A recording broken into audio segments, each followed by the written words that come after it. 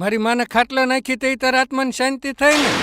પણ એમાં મારો શું વાંક છે? તો ઉપરથી મારા બાપાએ આવીને બાને આઈસ્ક્રીમ ખવડાવ્યો તો તને કેટલી વાર નાક વાઢ્યું કે બાને ટાઢું કે વાસી કાંઈ ખવડાવતી નહીં. અત્યારે વેન્ટિલેટર ઉપર છે. પણ મેં બાને કઈ ટાઢું ખવરાવ્યું જ નથી. દૂધય ઊનું કરીને ઉપરથી તર ઉતારીને આપું છું. આ તમારા થેલામાં શું લાવ્યા છો?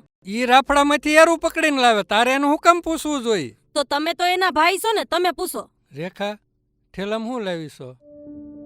આમાં કાજુ અંજીરનો જ્યુસ અને આઈસ્ક્રીમનો ડબ્બો છે ને પડીકામાં નાન ખટાઈ ને બિસ્કુટ છે. હવે શાંતિ થઈ. જોયું ને લતા, આ તારી બેનના કાઢેલા કુંડાળા. આ લતાની બેનના કુંડાળા નથી, તમારી બેનના છે. રેખાબેન 6 મહિનાથી અઠવાડિયે આવે છે અને આયરે આઈસ્ક્રીમ, જ્યુસ, નાનખટાઈ, બિસ્કિટ આ બધું મારા છોકરા હાટું નથી લાવતા. મારી હાટું લાવેસ? તમારી હાટું નથી લાવતા. જેવો થેલો લઈને આવે ને એટલે તરત જ બાની રૂમમાં વયા જાય છે. અંદરથી બાવણું બંધ કરીને બાને આ બધું ખવરાવે છે અને બાને પેટ ભરીને ખવરાવતા જે પણ કઈ વધે છે ઈ હંજેરો કરીને પેલો ભરીને પાછું લઈ જાય છે. તને કેદુની ખબર છે?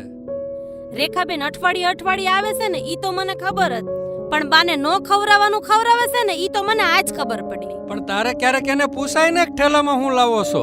ઈ રાફડામાંથી એરું પકડીને લાવ્યા હોય, અમારે હું કામ કોઈની આબરૂ લેવી?